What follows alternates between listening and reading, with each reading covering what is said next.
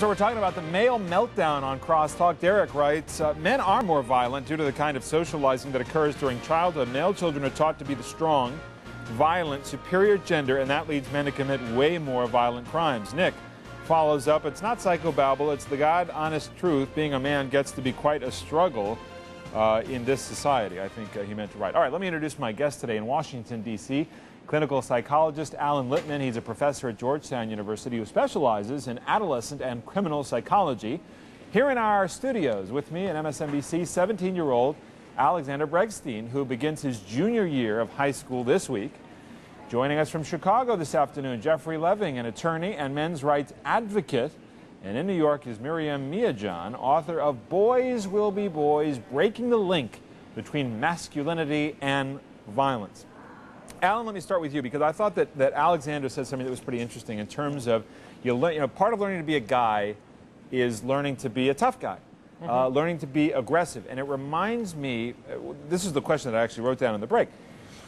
Do boys feel like they have to be more dominant because they feel less dominant now? It's like, when you're growing up with your sister and she's annoying you intellectually and you get so frustrated you just hit your sister. Well, because you can. Are men feeling less powerful than before, more threatened than before, and therefore feeling more aggressive, or that they have to be more aggressive to change that equation? Well, David, I'll talk with you about your sister afterwards. Yeah, really. But in terms of the program. But in terms of the question, I think the answer is yes. It's interesting. You talk about this as being a male meltdown. I think it's more of a double bind. The message that you showed earlier was right. We teach boys from very early on. There are biological factors, but it's mostly environmental. We teach boys that they have to be strong, that they have to be powerful. And what we don't do is teach them how to cope with feeling weak. That's what we saw with Eric Harris and Dylan Klebold. And I wanted to actually ask Alexander a question about that, if I might. Alexander? Yes? It's Dr. Lipman. Let me ask you, when you get really angry, do you talk with your friends at all about how to deal with it, or how do you deal with it when you get really, really angry, when you just get, really terribly pissed off? What do you do?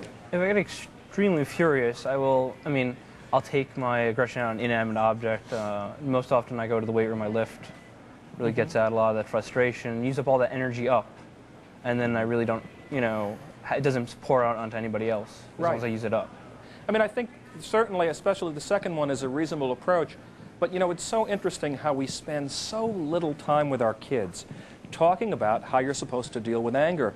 And it's because of what you mentioned, David, that we just make it the kind of sine qua non.